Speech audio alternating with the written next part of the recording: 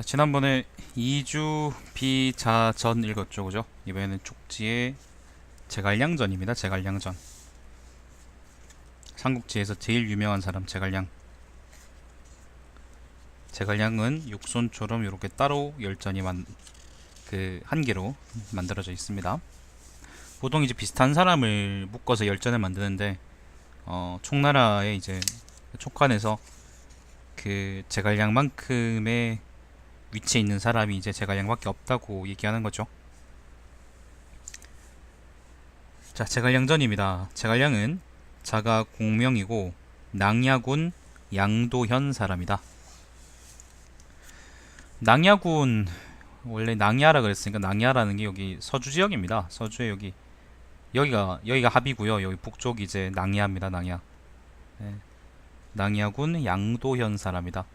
양도라는 건 어디지? 여기 양도네요. 낭야 북쪽이 이제 양도입니다. 한나라 사례교의 제갈풍의 후예이다. 아버지 제갈규는 자가 군공이고 한나라 말기에 태산군의 승을 지냈다. 태산군은 여기입니다. 이 지역이 태산이죠. 자, 작은아버지 제갈현은 원술에 의해 예장대수로 임명되자 제갈량과 제갈균을 데리고 부임했다. 원술이 이제 태수로 임명한 작은아버지를 태수로 임명했구나. 예장이라는 곳이 여기에요. 요 남쪽이에요. 남쪽. 여기가 장강이고요. 이 남쪽 어디가 예장인데, 여기가 예장이네. 예. 근데 원술이 임명한 거 별개로 두 개 걸어 나오네. 자, 그런데 마침 한나라 조정에서는 주호를 다시 뽑아 제갈현을 대신하도록 했다. 제갈현은 평소에 형주목 유표와 두통 교분이 있었으므로 그에게 가서 이탁했다. 제갈량이 죽자, 제갈현이 죽자 제갈량은 직접 밭에서 농사를 지으며 양보음을 즐겨 불렀다. 양보음이라는 건 노래 이름이겠죠. 아무튼 여기 살다가 낭야에서 그 예장까지 왔다가 예장에서 다시 또 작은아버지의 부임이 취소됐기 때문에 유표한테 가서 살았답니다. 아마 요때 이제 북형주 지역에 가서 정착했겠죠. 소주대학살 이야기가 가끔 있던데, 아마 여기 지금 제갈량전에 직접 언급이 안 돼 있는 걸 보면 보통 이제 서주대학살 당시에 몸을 피해서 간 사람들은 오지에 특히 많이 나와 있는데, 서주에 난리가 나서 그걸 피해서 왔다 뭐 그런 사람이 그런 기록이 있거든요. 근데 제갈량전에는 그런 얘기가 없는 걸 봐서 제갈량이 형주로 오게 된 것은 서주대학살하고는 또 별 관계가 없는 그런 이야기가 아닌가, 난 그런 생각이 드네요. 자, 제갈량은 키가 8자로서 늘 자신을 관중과 악의에 비교했지만 그때 사람들은 이 말을 받아들이지 않았다. 관중은 제 나라의 재상이고요, 악의는 장군이죠. 연나라의 장군이죠. 자, 오직 방릉군의 최주평, 영천군의 서서, 여러분이 아는 그 서서만이 제갈량과 친교를 맺었으며 확실히 그렇다고 했다. 그때 유비는 신야에 주둔하고 있었다. 자, 신야입니다. 신야. 여기가 바로 신야고 요 남쪽이 바로 양양입니다. 요 북쪽이 바로 남양입니다. 남양. 서서가 유비를 만났는데 유비는 서서를 인물로 여겼다. 서서가 유비에게 이렇게 말했다. 제갈공명은 와룡입니다. 누워있는 용입니다. 장군께서는 혹시 그를 만나보고 싶습니까? 유비가 말했다. 당신이 그를 데리고 함께 오십시오. 서서가 말했다. 이 사람은 가서 볼 수는 있어도 억지로 오게 할 수는 없습니다. 장군께서 몸을 굽혀 수레로 찾아가야 합니다. 이리하여 유비가 마침내 제갈량에게 이르렀는데 세 차례나 찾아간 뒤에야 비로소 만났다. 삼고초려는 정사에 나와있네. 그리고 요게 좀 재밌는 게 연희에 있잖아요. 연희에서 보면은 제갈량이 이제 방망에서 하우돈을 개작살 냈을 때 그 이후에 서서가 이제 이간질 때문에 조조한테 가게 되고, 그죠? 그리고 그때 이제 제갈량을 추천해 준 걸로 나와 있는데, 정사에 보면은 서서는 계속 여기 있었고, 서서는 계속 이제 유비한테 있었고, 제갈량도 직접 서서가 추천했고, 그리고 제갈량을 만났을 때도 저자가 있었던 모양입니다. 연희하고 많이 다르네요. 자, 옆에 있는 사람들을 물리치고 말했다. 한나라 왕실은 기울고 무너졌으며 간사한 신하들이 황제의 명령을 도용해 황제께서 모욕을 당하였습니다. 저는 덕행과 역량을 헤아리지 못하고 천하의 대의를 펼치려고 생각했지만 지혜와 모략이 부족하므로 좌절하고 실패하여 오늘 이 지경에 이르렀습니다. 그러나 뜬만은 아직 버리지 않았으니 당신은 어떻게 하면 좋을지 말씀해 주십시오. 제갈량이 말했다. 동탁이 나라를 혼란스럽게 한 뒤로 호걸들이 일제히 일어나 주를 점거하고 군을 접수한 지가 헤아릴 수 없을 정도입니다. 조조가 원소보다 명성이 희미하고 병력이 적지만 원소를 무찌르고 약자에서 강자가 될 수 있었던 까닭은 단지 시운 때문만이 아니라 인간의 진모에 의지했기 때문입니다. 지금 조조는 이미 100만 병력을 끌어안고 천자를 끼고 제후들에게 호령하고 있으니 이는 확실히 그와 역량을 다툴 수 없는 것입니다. 손권은 강동을 지배한 지 벌써 3대가 지냈고 손견, 그다음 손책, 손권 요렇게 손견은 사실 아닌데 나라가 튼튼하고 백성에 의지하며 현명한 사람이나 재간 있는 사람이 그에게 임용되고 있으니 그와 손을 잡을 수는 있어도 도모할 수는 없습니다. 흉주는 북쪽에 한수와 면수가 있어 경제적 이익이 남해까지 이르고 동쪽으로는 오군과 회계군에 있다 있으며 서쪽으로는 파군과 촉군으로 통하니 이는 무력을 쓸만한 나라이지만 그 주인은 지킬 수가 없습니다. 그 주인이 유표입니다. 유표. 뭐 잠깐 제갈량의 말을 돕자면은 형주라는 게 욕이거든요. 예, 요 지역이 형주인데 동쪽으로는 이제 오나라가 있고 오월 지역이 있고 서쪽으로는 파촉 지역이 있으니까 사실은 이제 중국의 중앙부, 중국 남부의 중앙부라고 할 만하죠, 그죠?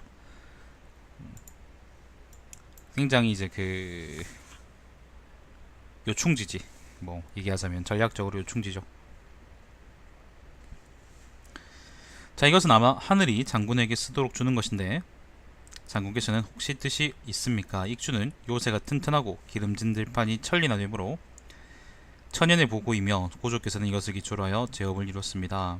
그 땅의 주인인 유장은 어리석고 유약하며 장로가 북쪽에서 그를 위협하고 있고 인구가 많고 나라는 부유하지만 백성을 보살피는데 마음을 둘 줄 모르므로 지혜와 재능이 있는 사람은 현명한 군주를 얻기 원합니다.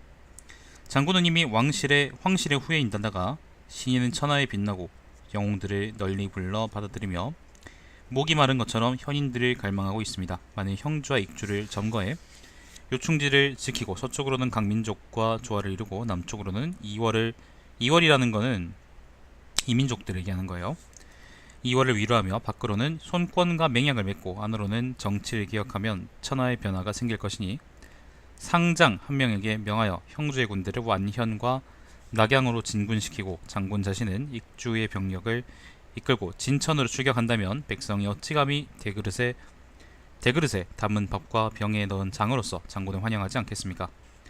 진실로 이와 같이 한다면 폐업이 이루어지고 한나라 왕실은 부흥할 것입니다. 물론 뭐 전략적인 얘기이기 때문에 뭐 큰 이야기긴 한데 지금 얘기해보자면 이제 형주하고 이제 익주를 다 먹은 다음에 양쪽으로 공격을 하면 한번 천하를 동부해 볼만 하다라고 제가 그냥 얘기한 거죠.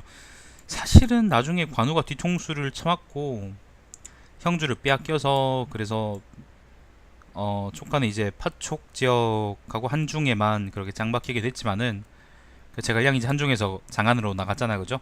그거를 생각해 본다 그러면은 대전략이 되게 타당한 생각이고 관우의 일도 있고 관우가 이제 북진하는 것도 있고 타당한 생각인데 그게 잘 안 됐다는 게 참 아쉬운 거지. 아마 유비 좋아하는 사람들은 되게 아쉬울 겁니다. 자, 유비가 말했다. 좋습니다. 이로부터 유비는 제갈량과 나날이 정이 깊어졌다. 관우와 장비 등이 기뻐하지 않았으므로 유비는 그들에게 설명하며 말했다. 나에게 공명이 있는 것은 물고기가 물을 만난 것과 같습니다. 원컨대 그대들은 다시는 언급하지 마십시오. 관우와 장비는 곧 논의를 그만두었다. 관우와 장비는 맨 처음부터 따라온 사람이니까 유비가 이제 제갈량을 좋아하는 게 별로 마음에 들지 않았겠지. 아무튼 이게 삼고초려 부분입니다. 자, 유표의 맏아들 유기도 제갈량을 매우 중요시했다. 유표는 후추의 말을 듣고 작은 아들 유종을 사랑하고 유기를 좋아하지 않았다. 유기는 늘 제갈량과 더불어 자신을 안전하게 할 방법을 상의하려 했지만 제갈량은 번번이 그것을 거절하고 함께 계획을 꾀하지 않았다. 그래서 유기는 제갈량을 데리고 후원을 구경하며 거닐다가 함께 높은 누각이 올라 연회를 여는 사이에 사람들에게 사다리를 치우도록 하고는 기회를 틈타 제갈량에게 말했다.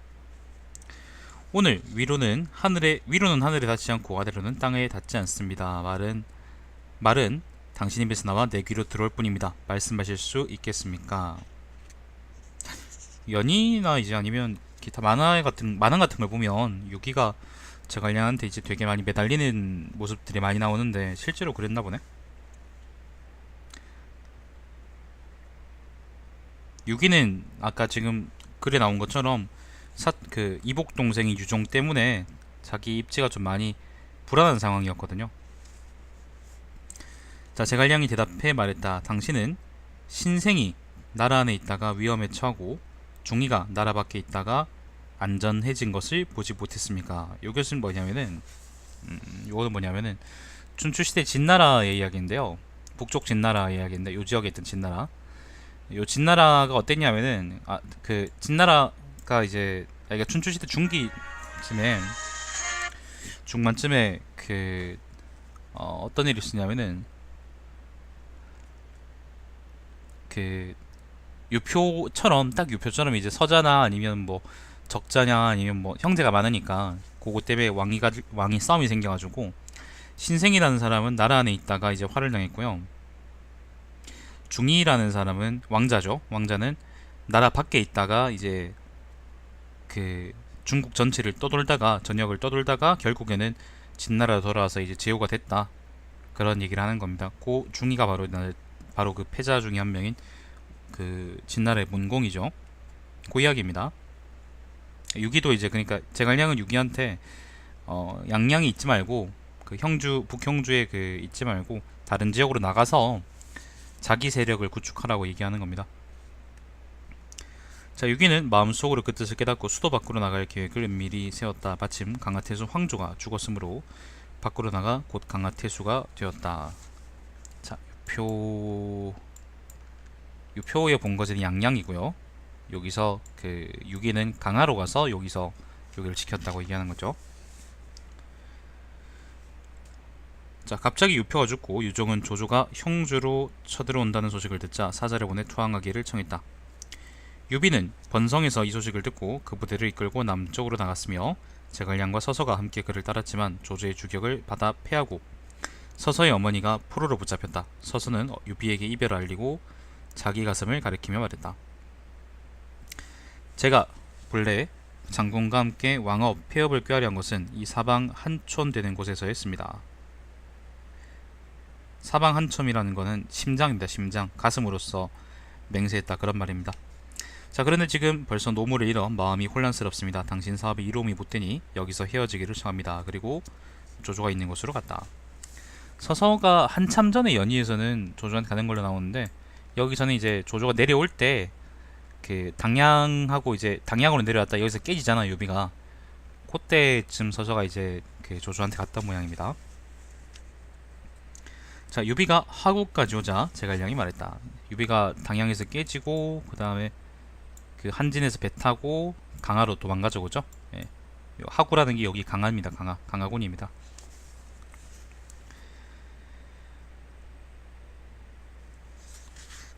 사태가 긴급합니다. 청컨대 명령을 받들어 손장군에게 구원을 요청하도록 해주십시오. 손장군이 손권이죠. 그때 손권은 군대를 모아 시상이 있으면서 싸움의 성패를 관망했다. 시상이라는 게 요 지역이 시상입니다. 여기 강하고요. 여기가 시상입니다. 사실은 이제 오나라의 뭐 거의 수도나 마찬가지였던 곳이죠.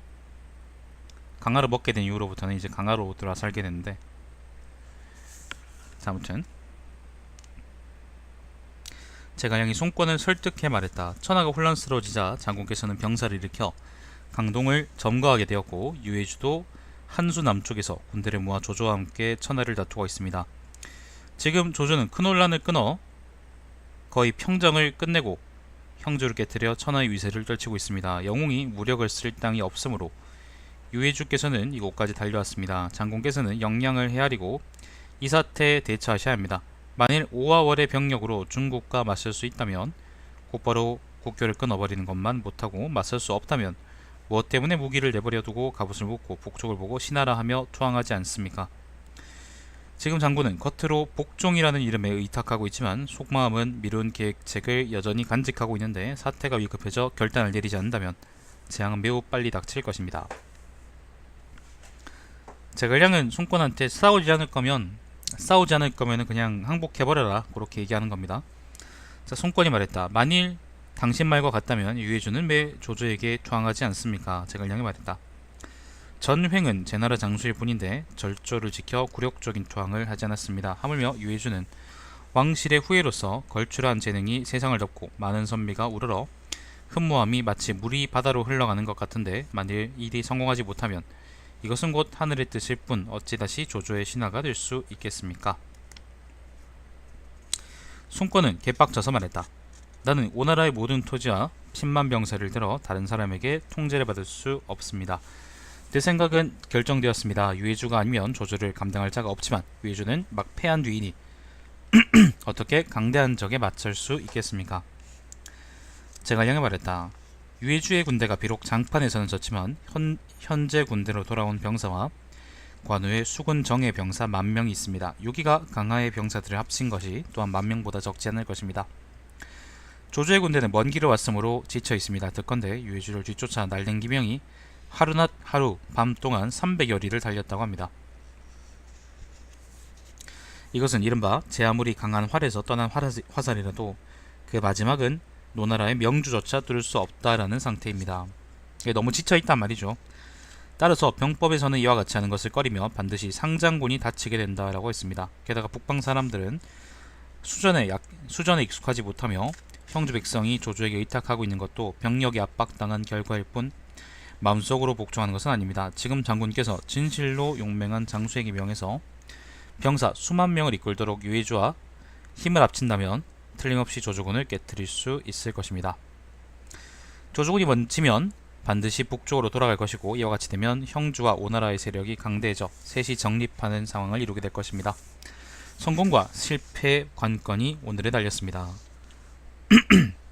손권은 개기뻐하며 곧장 주유, 정보, 노숙 등 수군 3만 명을 보내 제갈량을 따라 유비가 있는 곳으로 가서 힘을 합쳐 조조에게 맞서도록 했다.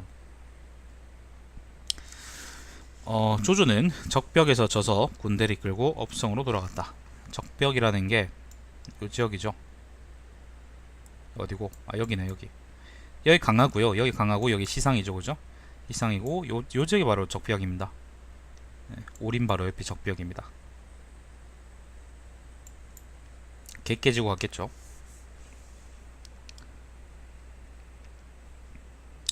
자, 유비는 마침내 강남을 되찾았고 제갈량을 군사 중랑장으로 삼아 영릉과 계양과 장사 세 군을 다스리게 하였으며 그 부세를 조달해 군용물자를 충실하게 했다. 적벽에서 이기고 유비가 남영주 지역에 확실하게 안착했다 라는 이야기입니다. 남군을 먹거나 그런 데에 대해서는 아마 제갈량의 공이 크지 않나봐요. 그 얘기도 아마 공이 크면 있을 텐데. 자, 이번엔 건한 16년입니다. 건한 16년 211년입니다. 익주목 유장이 법정을 보내 유비를 맞이하고 장로를 치게 했다. 요 이야기는 앞에 이제 이유목전이나 거기 잘 나와있죠, 그죠? 선주전에 잘 나와있고 그 유장하고 장로 사이가 좋지 않았는데 유장이 그걸 두려워해서 유비를 끌어들여가지고 장로를 막아보려고 했죠. 제갈량은 관우와 형주를 지키고 있었다. 유비는 가맹에서 돌아와 유장을 치고 제갈량은 장비와 조운 등과 군대를 이끌고 강을 거슬러 올라와 강에 가까이 있는 여러 군현을 나누어 평정하고 나서 유비와 함께 성도를 포위했다. 유비는 가맹관에 있다가 가맹이라는 게 검각 근처입니다. 가맹관 근처에 있다가 이제 말말을 돌려서 이제 성도를 공격하게 됐고, 그리고 그 제갈량은 형주에 남아 있다가 형주에서 그 장강을 거슬러 와서 강주하고 강양 지방을 점령하고 그리고 이제 성도를 합류했다, 뭐 그런 얘기죠. 이 얘기는 선주전에 잘 나와 있습니다. 자, 성도를 평정하자 제갈량을 군사장군으로 삼아 좌장군 부사를 대리하도록 했다. 유비가 출장할 때 제갈량은 늘 성도에 남아 지키면서 식량과 군소물자를 충분하게 했다. 자, 건한 26년입니다. 신하들은 유비에게 황제로 칭하기를 권했지만 유비는 허락하지 않았다. 제갈량이 설득하며 말했다. 이때가 아마 그 조비가 손양 받았을 때일걸요. 221년이거든요. 자, 예전에 오한이라는 건 사람 이름인 것 같네. 오한과 경감 등이 처음 세조에게, 세조라는 게 광무제입니다. 광무제에게 제위에 오르기를 권하자 세조는 사양하였는데 앞뒤로 4번쯤 됩니다. 경순이 나아가 말하기를 천하의 영웅들은 당신의 매우 으르며 당신이 갈망하는 바를 얻기를 바랍니다. 만일 당신이 여러 사람의 의견을 따르지 않는다면 사대부들은 각자 돌아가 주인을 찾을 테니 다시 당신을 따르는 이가 없게 될 것입니다. 라고 했습니다. 세조는 경순의 말이 매우 깊이가 있음을 깨닫고 곧 승낙했습니다. 지금 조조가 한나라 조정을 빼앗고 천하의 주인이 없어졌습니다. 대왕 당신은 유씨의 후예이며 핏줄을 이어 일어났으므로 오늘 황제 자리에 오르는 것이 마땅합니다. 사대부들이 대왕을 따라 오랫도록 어려움을 겪은 것도 경순의 말처럼 작은 공로를 얻기 바라는 것일 뿐입니다.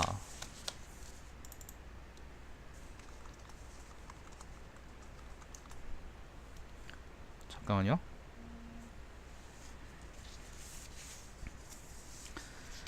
자, 그리하여 유비는 황제 자리에 오르고 제갈량을 승상으로 삼는 책서에서 이렇게 말했다. 짐은 황실의 불행을 만나 황제 자리를 공손히 이어받아 두려워하고 근신하며 감히 편안히 있지 않았으며 백성의 생활을 안정시키기 원하는데 아직 안정을 얻을 수 없어 걱정하고 있다. 승상 제갈량은 짐의 마음을 잘 알아주고 게으름 없이 짐의 결점을 보조하며 짐을 도와 공덕을 드날려 천하를 비추도록 하라. 그때는 힘쓸지어다. 제갈량은 승상 신분으로 상서의 일을 맡고 가절을 받았다. 장비가 죽은 뒤에는 사례교회를 겸했다.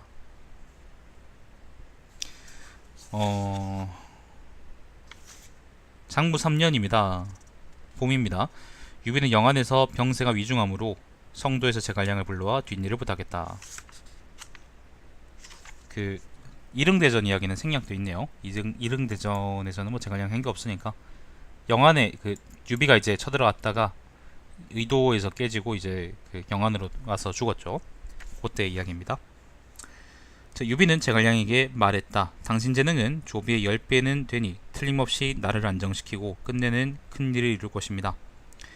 만일 후계자가 보조할 만한 사람이면 그를 보조하고 그가 재능이 없다면 당신이 스스로 취하십시오. 제갈량이 엉엉 울며 말했다. 신은 감히 온 힘을 다해 충정의 절개를 바치며 죽을 때까지 이어가겠습니다. 유비는 또 후주 유선에게 조서를 내려 말했다. 너는 승상과 함께 나라를 다스리고 그를 아버지같이 섬겨라.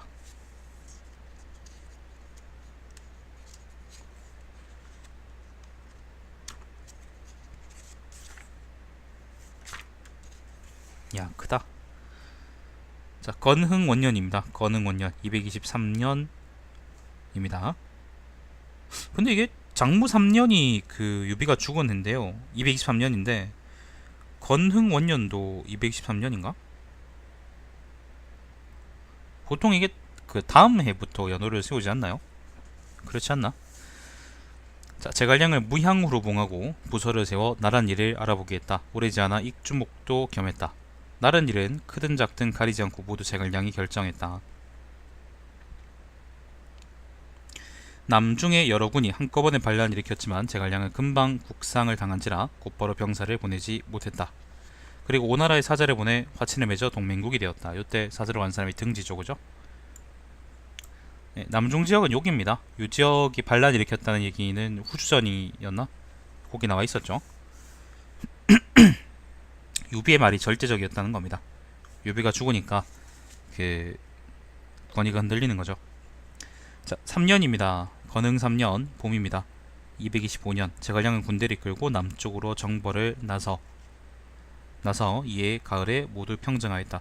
봄에 정벌을 나서가지고 가을에 모두 평정했으니까 1년도 안 걸린 거네. 진짜 1년도 안 걸린 거네. 자, 새로 평정한 여러 군에서 군소물자가 나오므로 그 나라가 풍요로워졌다. 그래서 군대를 정비하고 무예를 익혀 때를 기다렸다가 큰 군사행동을 일으켰다. 근데 정작 그 남중에서 남만을 칠 때, 그러니까 요 지역을 평정할 때의 이야기는 그렇게 또 크게 나와 있지가 않네요. 요게 답니다. 지금 제가 읽은 게 다고요. 더 이상의 기록이 없네. 자, 5년 맹액이나 그런 애는 안 나오네요. 자, 5년입니다. 건흥 5년. 군사들이 이끌고 북쪽 한중에 주둔했는데 출발할 때 소를 올려 말했다. 한중으로 왔답니다. 이번엔. 자, 이거 한중입니다. 한중. 여기 출사표인가요? 자, 선제께서는 창업을 절반도 이루지 못하고 중도의 세상을 떠나셨습니다. 지금 천하는 셋으로 나누어지고 익주는 황폐해졌습니다. 이것은 진실로 사느냐 죽느냐 하는 위급한 때입니다. 그러나 폐하를 가까이 보시는 신하들이 궁궐 안에서 게으름을 피우지 않고 충실한 장수들이 궁궐 밖에서 자신의 몸을 입고 있는 것은 선제의 각별한 은총을 추모하고 이를 폐하께 보답하려 함입니다. 폐하께서는 마땅히 성스러운 귀를 열어 전 선제께서 남긴 덕을 밝히고 뜻있는 인사들의 기계를 넓히셔야지 비유를 인용해 의리를 잃어 공연히 스스로 자신을 깎아내리고 충원이나 가난할 길을 막는 것은 옳지 않습니다. 궁중과 외부의 관리가 함께 한 몸이 되어야지 상 주고 벌 주는 데 차이가 있으면 안 됩니다. 만일 간사한 일을 하거나 법률을 범한 자가 있든지 충성스럽고 착한 일을 한 자가 있다면 마땅히 담당 관청에 넘겨 그 형벌과 상을 논하도록 하여 폐하의 공평한 정치를 밝혀야지 사사로운 정에 치우쳐 안팎으로 법률이 다르게 해서는 안 됩니다. 시중, 실랑, 과규지, 비의, 동윤 등은 모두 어질고 착실하며 뜻이 충실하고 성실함으로 천재께서 발탁해 폐하께 남겨주셨습니다. 신의 생각으로는 궁중의 길은 크고 작음을 가리지 말고 모두 이 사람들과 상의한 다음 시행하면 반드시 부족한 점이 채워져 널리 이루어질 것입니다. 장군 상총은 성질이나 행위가 선량하고 공평하며 군사에 밝아 예전에 시험 삼아 써보고는 선제께서 그를 유능하다고 칭찬하셨습니다. 이 때문에 여러 사람이 인원에 상총을 추천해 독으로 삼았습니다. 독이라는 것은 어떤 지역을 전담하는 사령관 정도라고 생각하면 되겠습니다. 자, 신의 생각으로는 군대 안의 일은 모두 이 사람과 상의하시면 틀림없이 군대를 화목하게 하고 우수한 자와 열등한 자가 알맞은 곳을 얻을 수 있을 것입니다. 어진 신하를 가까이 하고 소인을 멀리한 것이 전한이 흥성한 까닭이고 소인을 가까이 하고 어진 사람을 멀리한 것이 후한이 쇠퇴한 까닭입니다. 선제께서 살아있을 때 늘 신과 이 일을 논의하고 일찍이 후한 말의 환제와 영제에 대해서 탄식하고 통안해하지 않은 것이 없습니다. 시중, 상서, 장사, 참군 등은 모두 바르고 어지며 절개를 위해 죽을 신하들입니다. 요거는 관직 이름입니다. 원컨대 폐하께서 그들을 가까이 하고 믿으시면 한나라 왕실의 용성은 나를 헤아리며 기다릴 수 있습니다. 봄씨 안녕. 신은 본래 무관신문으로 남양에서 직접 농사를 짓고 있었습니다. 혼란스러운 세상에서 구차하게 목숨을 보존하면서 제후에게 가서 명성을 구하려고 하지 않았습니다. 그런데 선제께서는 신을 비천하다고 생각하지 않으시고 송구스럽게 몸을 굽히고 3번이나 신의 오두막으로 찾아오셔서 신에게 그때 세상 일을 물으시기에 이 일로 감격해 선제께 신명을 다할 것을 허락하였습니다. 뒤에 나라가 기울어 전복되려 하고 장판 싸움에서 졌을 때, 요거 당양에서 유배가 객깨졌을 때 얘기하는 거겠죠. 졌을 때 임무를 맡았고 위급하고 어려울 때 명령을 받들었는데 그로부터 21년이 지났습니다. 선제께서는 신이 신중함을 아심으로 임종할 때 신에게 큰 일을 맡기셨습니다. 명령을 받은 다음부터 밤낮으로 걱정하고 탄식하며 위탁받은 일에 공적을 세우지 못하여 선제 명천함을 손상시킬까 두려웠고 그 때문에 5월에 노수를 건너 황무지로 깊숙이 들어갔습니다. 요건 이제 남만 이야기하는 거죠. 지금 남방은 이미 평정되었고 군대와 무기도 이미 풍족하므로 마땅히 3군을 거느리고 북쪽 중원을 평정해야 합니다. 3군이라는 것은 나라 전체 군대를 의미합니다. 전군, 중군, 전군, 중군, 후군인가? 좌군, 중군, 우군인가? 아무튼 3군. 자, 바라는 바는 우둔한 재능을 다하여 간사하고 흉악한 자들을 물리치고 한나라 왕실을 부흥시켜 옛도 업지로 돌아가는 것입니다. 이것이 신이 선제께 보답하고 폐하께 충성하는 직분이기 때문입니다. 이익과 손해를 헤아려 나아가 충언을 다하는 것은 과교지 비의 동연의 책임입니다. 원컨대 폐하께서는 신에게 적을 토벌해 한나라 왕실을 부흥시킬 공적을 맡겨주십시오. 만일 공적을 이루지 못하면 신의 죄를 다스려 천재 영전에 아뢰십시오. 만일 덕을 흥성시켰다는 말이 없으면 과규지 비동윤의 태만함을 꾸짖어 그 허물을 분명히 하십시오. 폐하께서도 몸소 마음을 써서 신하들에게 옳은 길을 묻고 바른 말을 살펴 받아들여 선제 유언을 깊이 생각하십시오. 신은 큰 은혜를 받들고 감격을 이기지 못하고 있습니다. 오늘 멀리 떠나려 하며 표를 대하니 눈물이 흘러 아를바를 모르겠습니다. 그리고는 출발에 면양에 주둔했다. 면양이라는 게 여기 한중이 어디일 텐데, 얘가 면수거든요. 여기 면양이네. 네, 여기 면양입니다.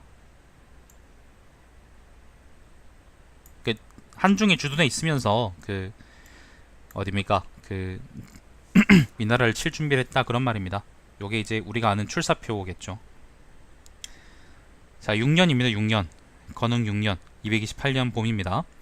제갈량은 야곡도에서 나와 미현을 빼앗으려고 있는 힘을 다해 싸우며 조언과 등지를 보내 의병으로 삼아 기곡의 진을 수축하도록 했는데 위나라 대장군 조진이 군사를 들어 저항했다. 보자, 야곡이 여기입니다.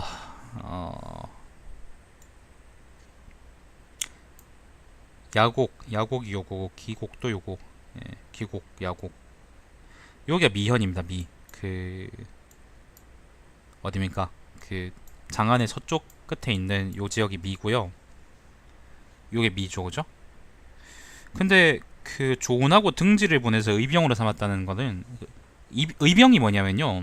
일단 의병이 뭐냐면은 그 적을 속이는 군대입니다. 그러니까 적을 어떻게 속이냐면은, 속인다는 게 무슨 말이냐면은 실제로는 다른 곳을 칠 건데, 예, 그 있는 힘껏 이제 요 지역을 공격해서 장안을 바로 먹으려는 척하는 거죠. 그래서 이제 적의 주력을 이쪽으로 끌어들이는 겁니다. 그 역할을 이제 조은하고 등지가 맡았다라고 생각하면 되겠습니다.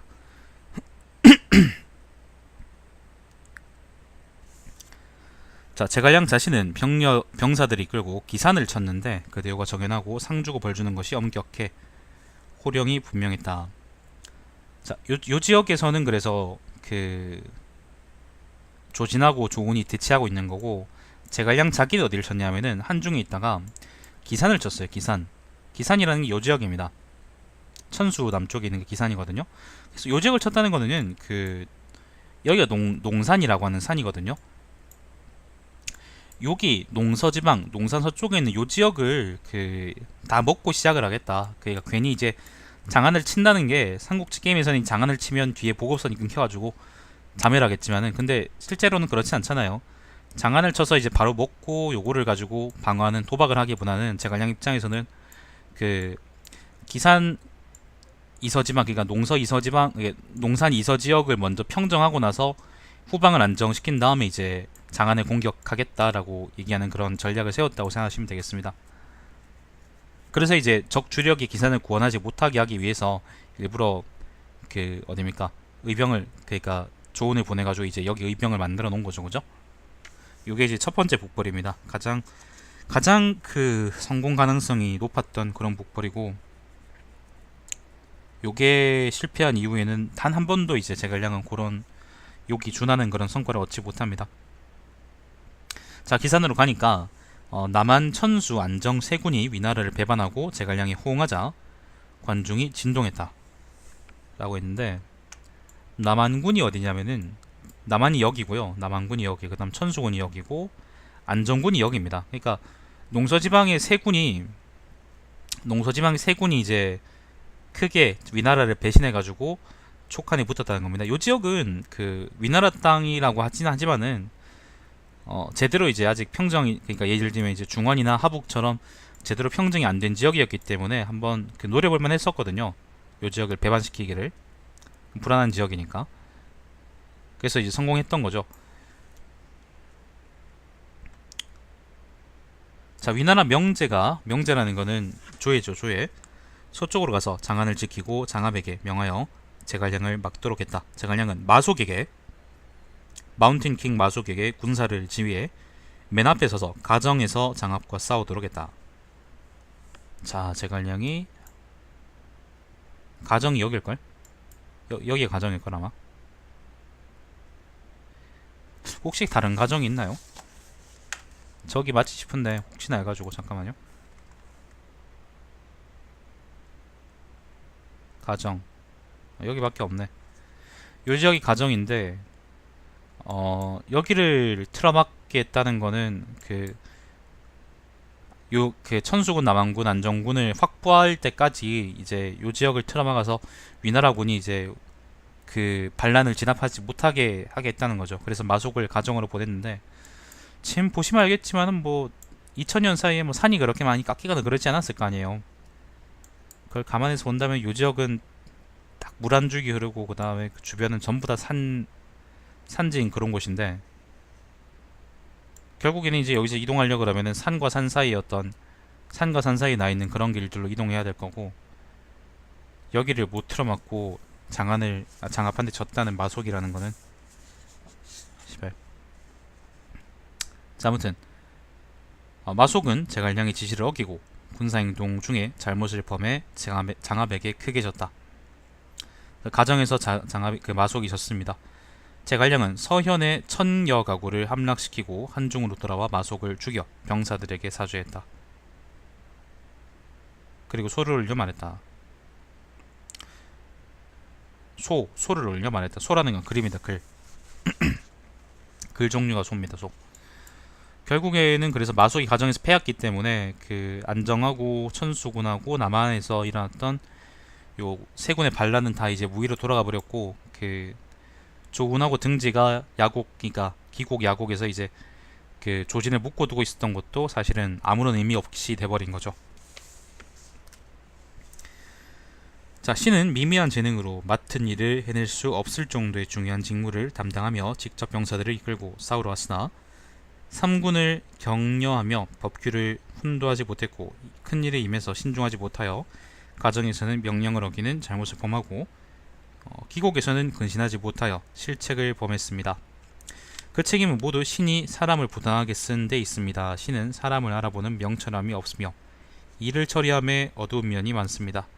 춘추에서 처벌은 군수에게 하는데 신의 직무에 근거하 이것은 타당합니다. 청컨대 신이 스스로 자기를 세 등급 낮춰 그 책임을 지도록 해주십시오 라고 제갈량이 소를 올렸다 합니다.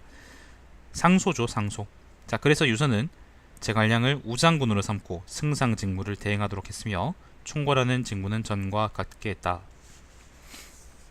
저게 1차 북벌이고요.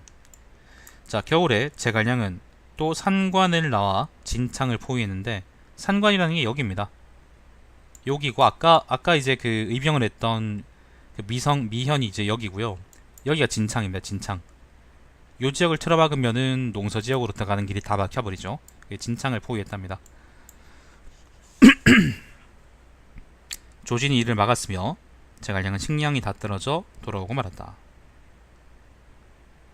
위나라 장수 왕상이 기병을 이끌고 제갈량을 뒤쫓아왔는데 제갈량은 그와 싸워 깨뜨리고 왕상의 목을 베었다. 왕상의 목을 베었다. 요게 이제 건흥 6년의 일인데 건흥 6년에 이제 6년에 그 기산을 치기도 했고 그리고 그해 겨울에는 그 진창을 치기도 했었네요. 근데 둘 다 실패했습니다. 자, 건흥 7년입니다. 건흥 7년 229년입니다. 제갈량은 진식을 보내 무도군과 은평군을 치게 했다. 무도하고 은평이 어디냐면 여기입니다. 여기가 한중이고요. 무도가 여기고 그 다음 은평이 여기입니다. 서쪽 지역입니다. 서쪽 지역. 한중 서쪽 지역. 자, 옹주자사 곽회가 위나라 옹주자사 곽회가 군사를 이끌고 진식을 뒤쫓아오자 제갈량은 몸소 건위까지 나아가 싸웠고 곽회는 물러나 옹주로 돌아가니 두 군이 평정되었다. 건위는 또 어디냐? 아무튼 그 무도하고 은평을 쳤고 건위라는 게 봅시다.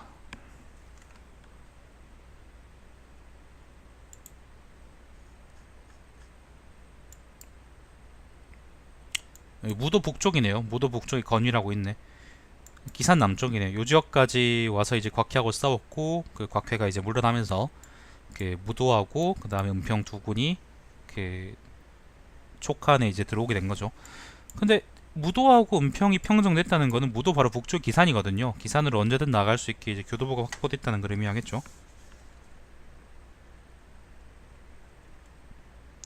자, 제갈량에게 조서를 내렸다. 가정싸움에서 진 것은 마속의 책임이다. 그런데 그대는 그 책임을 자신에게 돌려 심하게 폄하하고 자신을 억눌렀으며 나도 그대의 마음을 거스르지 않고 그대가 고수하려는 것을 들어주었다. 작년에 그대는 무력을 빚냈고 왕상의 머리를 베었다. 올해 다시 출정해 곽회가 급히 달아나게 했다. 곽회를 이때 잡아 죽였어야 되는데. 저적과 강족을 항복시키고 무도군과 은평군을 회복시켰다. 그대의 위풍은 흉악한 무리를 진압했고 공원이 형격하다. 지금 천하는 소란스럽고 원수를 아직 없애지 못했다. 그대는 중대한 임무를 받아 나라의 중요한 일을 처리했는데 오랫도록 관직을 낮추고 있으며 큰 공헌을 세울 수 없게 된다. 오늘 그대를 승상으로 복직시키니 그대는 사양하지 말라. 자, 건흥 9년입니다. 231년입니다. 아까 그게 7년이었으니까 2년 뒤네요. 제갈량은 다시 기산으로 출격했으며 모구를 이용해 군수물자를 실어 날랐는데 식량이 다 떨어져 군대를 물렸다. 위나르 장군 장압과 싸워 그를 활로 쏘아 죽였다.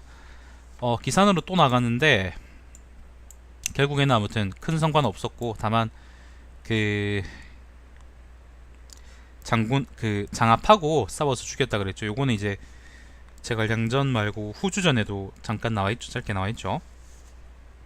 네, 장압을 쏴 죽였으면 사실 뭐 큰 성과죠.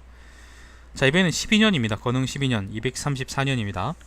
제갈량은 전군을 거느리고 야곡에서 출병하였는데 유마로 군수물자를 실어 날렸으며 무공현 오장원을 점거하고 사마이와 위남에서 대치했다 라고 했습니다. 모구하고 유마라는 말이 나오는데 그 유마라는 건 흐를 유자의 말 맞잖아요. 요게 뭐냐면 지금 드론 같은 거라고 생각하시면 돼요.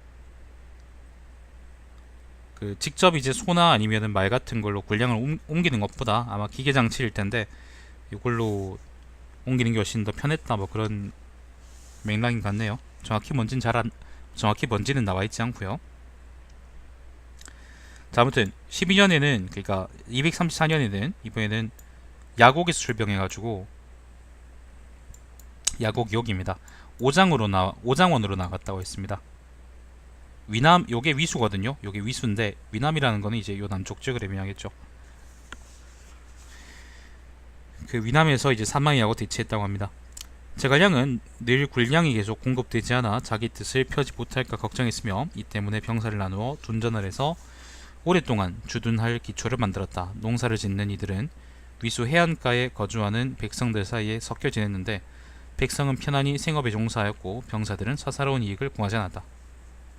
적의 땅인데 서로 대치한 지 100여일이 지났다. 그해 8월에 제갈량이 병들어 군대 안에서 죽었는데 당시 54살이었다.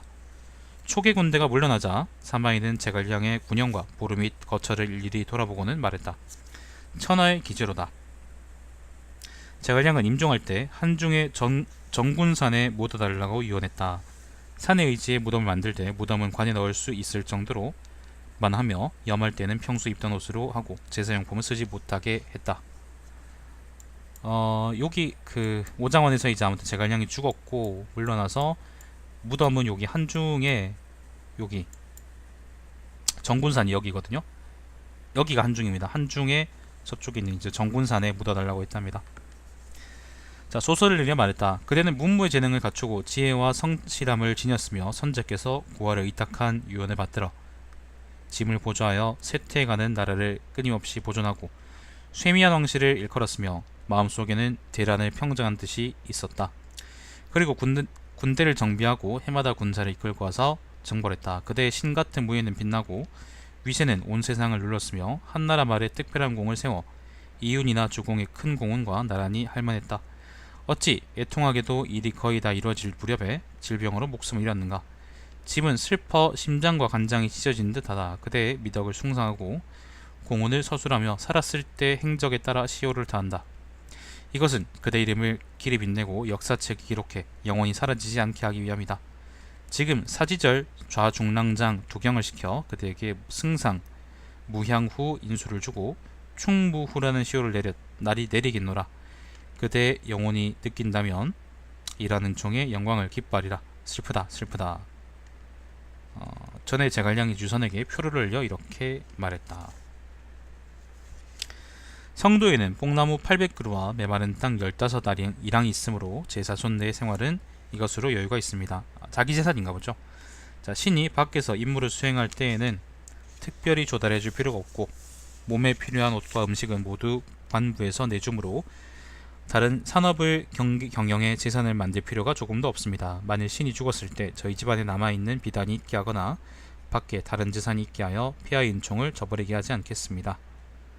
죽었을 때 그가 말한 바와 같았다. 먹고 살 만큼은 충분하고 뭐예요? 사치할 만큼은 필요 없다라고 얘기하는 거지. 제갈량은 선천적으로 기민하여 연발식 쇠뇌를 만들었고 모구와 유마도 모두 그의 생각에서 나온 것이다. 드론이죠. 병법을 응용해 팔진도를 만들었는데 그 요령을 모두 터득했다고 한다. 제갈량이 한 말이나 포고, 편지 등 편지, 상주문에 볼만한 것이 많으므로 따로 한 문집으로 엮었다.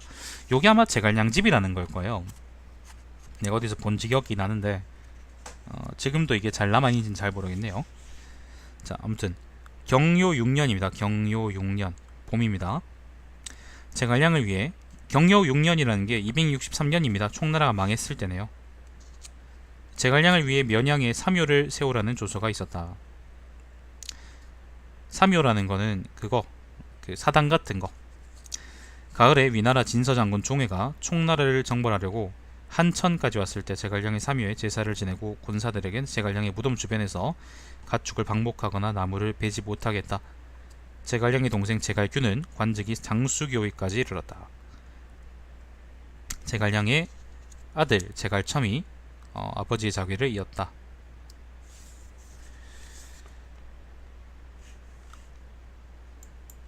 자, 갑자기 시간이 흘러가지고 그 나중에 어디입니까? 총나라가 망할 때까지 왔습니다.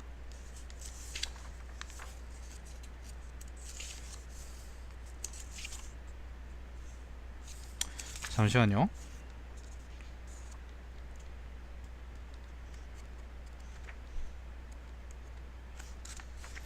여기에 지금 제갈시집 목록이라는 글이 있는데 아마 진수가 이제 요걸 정리해서 올린 글인 것 같아요. 요거 한번 읽어볼게요.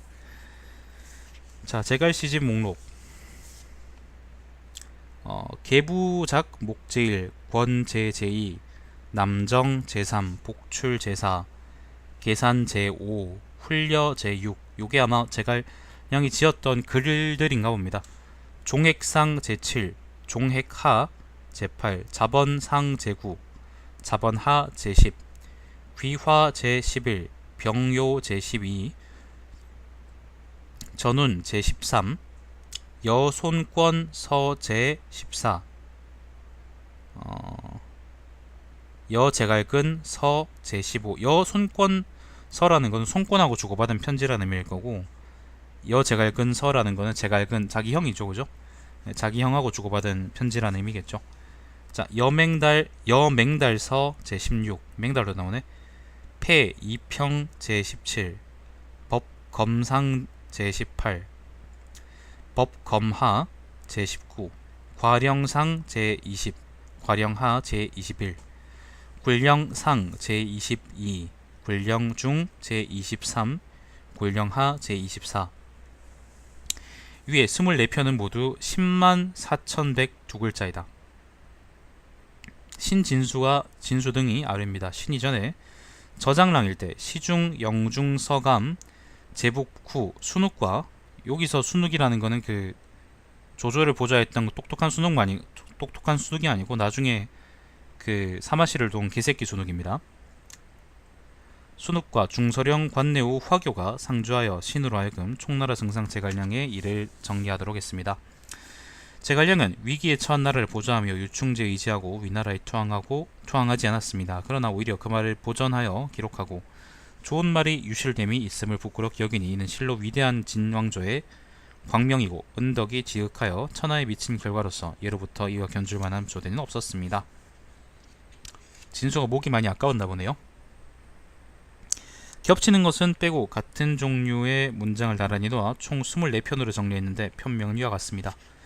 제갈량은 어려서부터 남다른 재능과 영웅다운 기계를 지녔고 키는 8자이며 용모는 매우 위엄이 있으므로 그때 사람들은 그를 범상치 않은 인물로 평가했습니다. 한나라 말에 전란을 만나 작은아버지 제갈현을 따라 난리를 피해 형주로 가서 몸소 들에서 밭을 갈며 입신양명을 바라지 않았습니다. 그때 좌장군 유비가 제갈량을 특수한 재능을 갖춘 인물이라 생각하고 곧 오두막에 있는 제갈량을 3번 찾아갔습니다. 제갈량은 유비의 영웅다운 자태와 기계에 깊이 감동받아 마음을 열고 진심을 털어놓아 서로 두터운 정을 맺게 되었습니다. 위나라 무제가 남쪽 형주로 정벌하러 갔을 때 유정이 줄을 바치고 투항했으므로 유비는 힘을 잃고 병력이 적어 발붙일 곳이 없었습니다. 제갈량은 이때 27살이었지만 기이한 계책을 세워 몸소 송권에게 사자로 가서 오나라의 구원을 요청했습니다. 송권은 전부터 머리를 숙여 유비를 존경하고 있던 데다가 또 제갈량의 뛰어난 재능과 고아함을 보고는 그를 매우 존경하고 중요시하여 곧장 병사 3만 명을 내어 유비를 두었습니다. 유비는 얻은 병사로 무제와 싸워 위나라 군대를 크게 이겼으며 유리한 형세를 사고 승리하여 장강 남쪽 지역을 평정했습니다. 뒤에 유비는 또 서쪽으로 익주를 빼앗았습니다. 익주를 평정하고는 제갈량을 군사장군으로 삼았습니다. 유비는 제라고 일컫고 제갈량을 승상으로 제수했으며 녹상서사로 임명했습니다. 유비가 죽자 뒤를 이은 유선이 어리고 약함으로 큰 일이든 작은 일이든 모두 제갈량이 결정하게 되었습니다. 안녕하세요. 그리고 밖으로는 동호와 동맹을 맺고 안으로는 남어를 평정하였으며 법령을 세우고 제도를 펼쳤으며 군대를 정비하고 기계나 기술은 정무현 수준까지 이르기를 추구했습니다.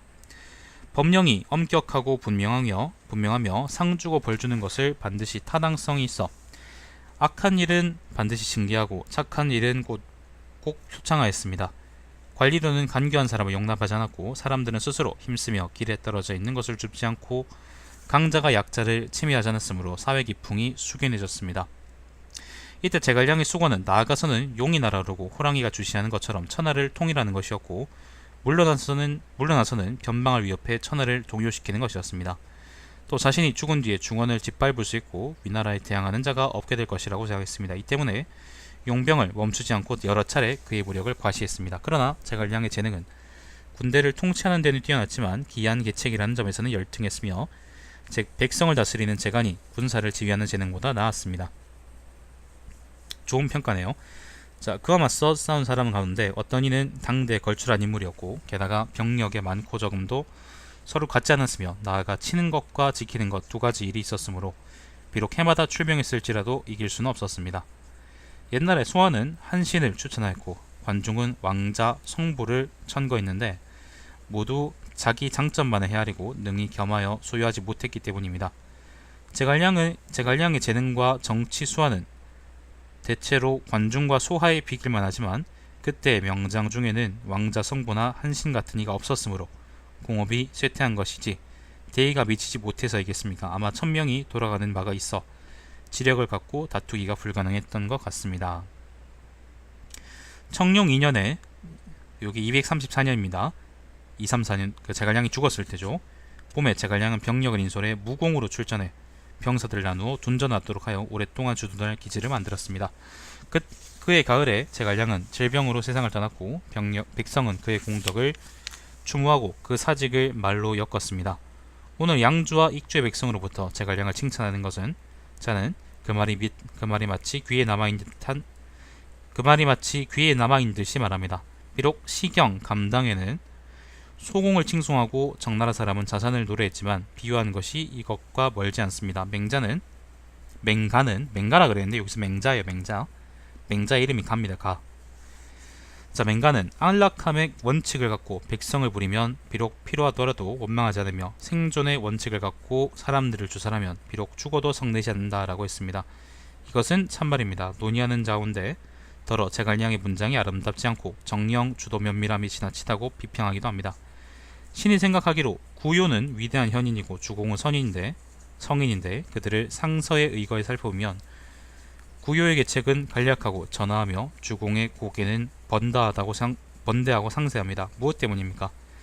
구요는 순우와 담소를 나누었고 주공은 신하들과 맹세하는 말을 했기 때문입니다. 제갈량이 말한 대상은 다 무사람들과 장사들이었기 때문에 문장에서 그 심오함을 추구할 수 없었던 것입니다.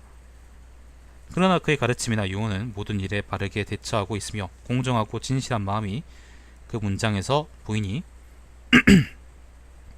그의 의도를 충분히 알 수 있고 당대에도 이루어진 점이 있었습니다. 엎드려 생각하건대 폐하께서 고대의 상황을 잇도록 힘쓰며 호탕하여 꺼리는 바가 없으므로 비록 적국이 비방하는 말을 할지라도 그 원문을 완전하게 보존하여 바꾸거나 피한 것이 없이 크게 통달한 이치를 밝혔습니다. 신은 삼가 제갈량의 저작을 초록하여 위의 것을 저작국에 주었습니다. 신진수는 두렵고 불안합니다. 폐하께서 머리를 조아리고 폐하께 저리를 조아리고 죽을 죄를 저질렀습니다. 태시 10년 2월 1일 계사에 평양후 상진수가 올립니다. 태시 10년이라는 게 서진의 이제 연호인데요. 이게 언제냐면은 274년이랍니다. 274년. 자, 제갈교는 자가 백송으로 제갈량의 형 제갈근의 둘째 아들로서 본래 자는 중신이다. 형 제갈 원손과 함께 당시 명망이 있었는데 사람들은 제갈교의 재능은 형에 미치지 못하지만 성품은 그를 뛰어넘는다고 평가했다. 제갈 원손이 누구죠? 으뜸 이게 아마 그 제갈각을 의미하는 것 같은데. 자, 전에 제갈량에게 아직 자식이 없었을 때 제갈교를 서쪽으로 보내도록 하자 제갈량은 제갈교를 자신의 맏아들로 여겨 그의 자를 바꾸었다. 제갈교는 부마도위에 임명되어 제갈량을 따라 한중에 이르렀다. 건흥 6년에 25살로 세상을 떠났다. 제갈교의 아들 제갈반은 반입니다. 반은 관직이 행후군, ing무장군까지 이르렀으나 역시 요절했다. 제갈각이 오나라에서 추살당하자 자손이 모두 죽었지만 제갈량은 자신의 후대가 있으므로 제갈반은 오나라로 돌아와 다시 제갈근의 후예가 되었다. 제갈첨은 자가 사원이다. 건흥 12년에 제갈량이 무공으로 출천할 때 형 제갈근에게 편지를 써서 말했다.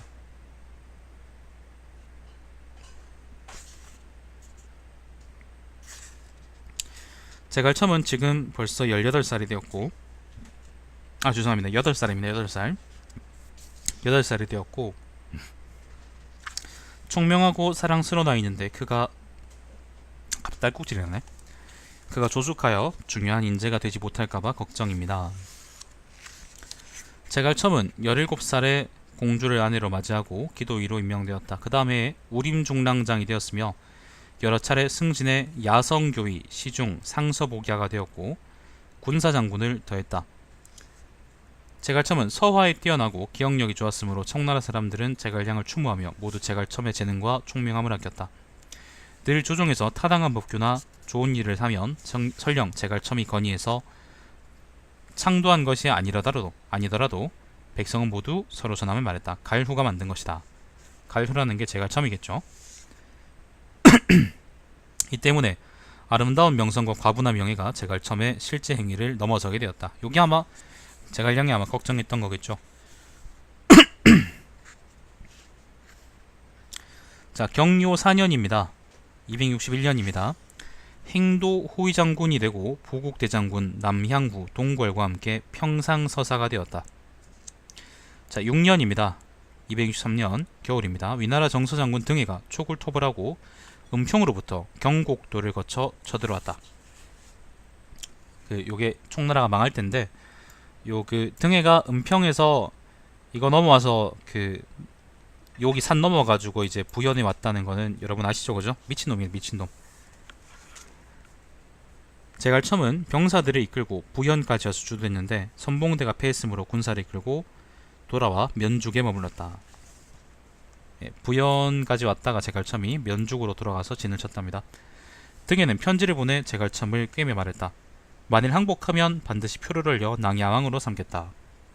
제갈첨은 개빡쳐서 등해가 보낸 사자의 목을 베었다. 곧 싸웠지만 크게 지고 전선에서 죽었는데 그때 나이가 37이었다. 병력은 모두 뿔뿔이 터지고 등에는 계속 달려 성도에 이르렀다. 제갈첨의 맏아들 제갈상도 제갈첨과 함께 죽었다. 작은 아들 제갈경과 제갈반의 아들 제갈현 등은 함의원년에 하동으로 옮겨 살았다. 하동이라는 게 여기죠. 하동이라는 게 요 지역입니다. 여기가 하동입니다. 아무튼 그 제갈첨이 등해를 막으려고 그 부하고 면죽으로 갔다가 여기서 이제 등해한테 피해서 졌는데, 난 좀 이해가 안 가는 게, 등해가 전에도 얘기했지만 등해가 제대로 된 군들이 이끌고 온 게 아니었어요. 뭐 수천 명이나 몇만 명을 이끌고 온 게 아니고 은평에서 원래 길이 아닌 곳으로 산을 넘어가지고 미친놈이 이게 쳐들어왔단 말이야. 근데 이걸 어떻게 졌을까? 아무리 이제 강유에서 쉬고 왔다고 하더라도 수백 명이 파촉 전체 사람들이 이길 수는 없을 거 아니에요. 사실 난 좀 이해가 안 돼요. 제갈첨이 무능했던 건지, 등해가 유능했던 건지, 아니면은 그냥 운이 개 좋았던 건지 잘 모르겠습니다. 자, 뭐 그랬답니다. 자, 동궐은 제갈량이 승상일 때 그의 막부에 영사로 있었다. 제갈량은 그를 칭찬하며 말했다. 동영사는 훌륭한 인물입니다. 내가 그와 얘기할 때마다 늘 사력 있고 타당합니다. 그리고 동궐을 주부로 전임시켰다. 제갈량이 죽은 뒤 동궐은 점차 승진해 상서부격에까지 이르렀으며 진지 대신 상서령이 되었다가 대장군 평대사로 승진해 의양 출신 번건이 대신 상서령이 되었다.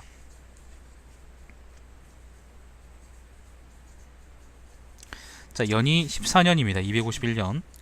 번건은 교위로서 오나라의 사자로 갔는데 마침 송권이 질병을 심하게 앓고 있으므로 직접 만나보지 못했다. 송권이 제갈각에게 물었다. 번건은 종예와 비교하면 어떻습니까? 제갈각이 대답해 말했다.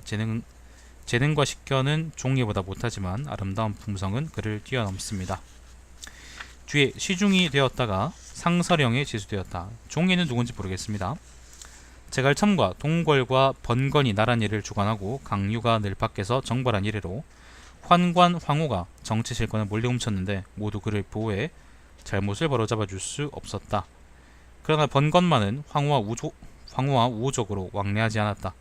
초기 패한 다음 해에 봄에 동궐과 번건은 함께 경도로 와서 상국 참군이 되었다. 그해 가을에 함께 산기상시를 겸하여 사자로 나가 총나라 사람들을 위로했다.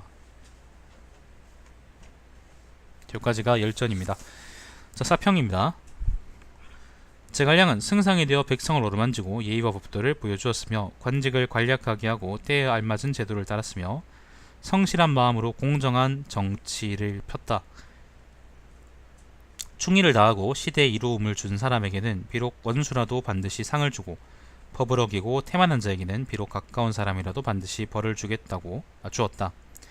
죄를 인정하고 반성하는 마음을 가진 이에게는 무거운 죄를 지었다 하더라도 반드시 풀어주었으며 진실을 말하지 않고 말을 교묘하게 꾸미는 자에게는 비록 가벼운 죄를 지었다 하더라도 반드시 사형에 처했다. 선을 행하면 작은 일이라도 상을 주지 않은 적이 없었고 사악한 행동을 하면 사소한 것이라도 처벌하지 않은 적이 없었다. 여러 시무에 정통하고 사물의 근원은 이해했으며 명분을 따르고 실제를 구하여 거짓으로 가득한 사람과는 함께하지 않았다. 그 결과 총나라 사람들은 모두 그를 존경하고 아꼈으며 형법과 정치가 비록 엄격해도 원망하는 이가 없었다. 이는 마음을 공평하게 쓰고 상주고 벌주는 것을 분명히 했기 때문이다. 제갈량은 세상을 다스리는 이치를 터득한 뒤 뛰어난 인지로서 관중 소아와 비교할 만하다. 그러나 해마다 군대를 움직이고도 성공하지 못한 것은 아마 임기응변의 지략이 그의 장점이 아니었기 때문인 듯하다라고 진수가 평을 했는데, 뭐 괜찮은 평입니다. 내 생각에는 뭐 적절하게 이제 타당한 평이고, 타당한 평입니다. 요 뒤는 이제 관장 마황조전이네요. 여기까지가 제갈량전이고, 제가 좀 덧붙이자면은 진수가 되게 타당했다고 하는 이유가 1차 북벌을 보면은 사실 우리가 알 수 있어요. 1차 북벌을 보면은 이제 그게 좀 각별하게 나와 있는데 드러나는데 제갈량은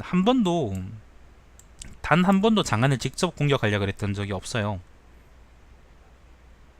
예를 들면 이제 자오도를 거친다거나 아니면은 이렇게 이제 상용이나 여기서 이제 요걸 빼앗아서 올라간다거나 그렇게 생각했던 적이 없고, 착실하게 한중에서 항상 이제 기산으로 출진해서, 기산이나 진창으로 출진해서 항상 이제 농서 지역을 평정하고 나서 장안을 공격하려는 그런 시도를 했었어요. 그게 뭐냐면은 말 그대로 이제 기책을 쓰지 않겠다는 거예요. 예를 들면은 우리가 갑자기 예를 들면 그 자오도로 들어가서 갑자기 장안을 공격해서 함락시킨다거나 그러면 이제 위나라 입장에서는 뭐 막을 수 있을지는 몰라도 어쨌건 좀 많이 당황하고 그럴 거 아니에요. 일종의 이게 운빨성 계책인 건데, 잘 되면은 장안을 평정할 수 있는 계책이고 관중을 평정할 수 있는 계책이고, 잘 안 되면은 이제 장안에서 이제 말 그대로 몰살당해버리는 그런 계책인데, 제갈량의 입장 때문이었는지 아니면 성격 때문이었는지는 몰라도 아마 나는 입장보다는 성격 때문이었다고 생각을 하는데, 절대 그런 적이 없고 항상 이제 진창이나 아니면은 기산으로 가서 그 농서지방의 위나라군을 작살내고 이제 그 장안으로 관중으로 들어가려고 했다는 걸 볼 때 아마 그 성격상의 문제가 결국에는 끝끝내 제갈량의 발목을 잡은 것일 수도 있고, 반대로 얘기해서 제갈량을 지금까지 남아있는 이제 명군사이자 그 명제상으로 남아있게 해줄 수 있는 그런 방법이었다고 생각을 해요. 둘 다 의미가 있죠. 왜냐하면은 제갈량이 말 그대로 이제 그 기책에만 의존하는 그런 사람이었다면은, 임기응변에만 의존한 사람이었다면은 아마 제갈량이 5번이든 4번이나 아무튼 북벌을 할 동안 이제 총나라의 국력을 그렇게 강대하게 만들어 놓지도 못했을 것이고, 사실 보면은 한 줌 되는 땅이잖아요. 위나라가 차지하고 있는 땅이 북중국 전체인데 요거를 비교했을 때 형주도 없고, 파축과 그 다음에 남중 지역과 운남 지역이죠. 운남 지역과 한중 지역의 인력만으로서 이제 그 위나라를, 북중국 전체를 먹고 있는 위나라한테 대적한다는 건데, 제갈량은 이제 그거를 기책이나 아니면은 한신처럼 뛰어난, 정말로 이제 남들과 비교할 수조차 없는 그런 뛰어난 그런 군사적 재능이나 그런 거 하나 없이 자기의 이제 견실함과 착실함과 성실함만으로 그걸 이루었던 겁니다. 제갈량전에 지금 나와 있는 거 보면 딱 나라를 다스리는 것도 FM이잖아요.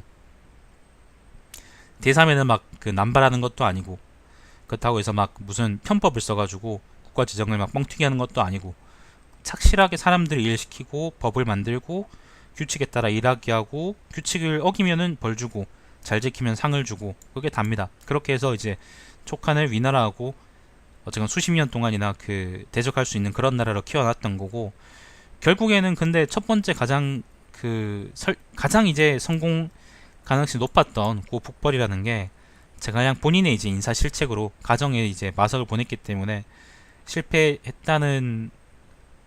했기 때문에 결국에는 이제 한 번도 위나라를 제대로 이겨본 적이 없고, 결국에는 이 선을 넘어가지는 못했지만은, 그럼에도 불구하고 아무튼 그 불세출의 정치가다, 그리고 위대한 재상이다, 그렇게 이제 우리한테 전해지는 거라고 얘기할 수 있겠죠. 제갈량의 표현 그대로의 재능이자 이제 심성은 착실함, 견실함, 그다음 성실함, 이렇게 세 가지 정도로 얘기할 수 있을 것 같습니다. 유비하고는 또 다른 점인데, 유비는 착실함이나 견실함보다는 정치인 같은 그런 이미지가 훨씬 큰데, 사실 제갈량은 정치인이라기보다는 성실한 관료의 이미지가 훨씬 더 난 크다고 생각을 합니다. 그렇다고 얘기할 수 있을 것 같습니다. 뭐 우리가 삼국지 게임처럼 그냥 밀어붙이면 숫자로 밀어붙이거나 아니면은 뭐 벼락 떨어뜨리거나 그렇게 해서 현실에서 이제 군사적인 뭔가 이루어지진 않잖아요, 그죠?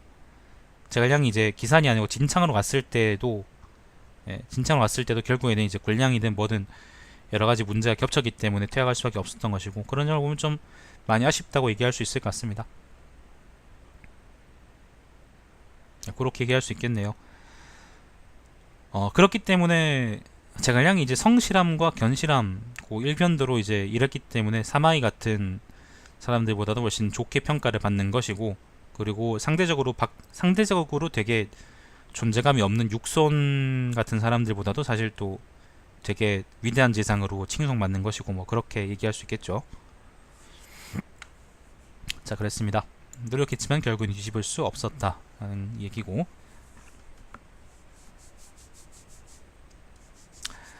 자, 요다음 열전은 이제 관장 마황조전인데, 제가 좀 개인적인 일이 생겨서 아마 앞으로는 방송을 좀 띄엄띄엄 할 거예요.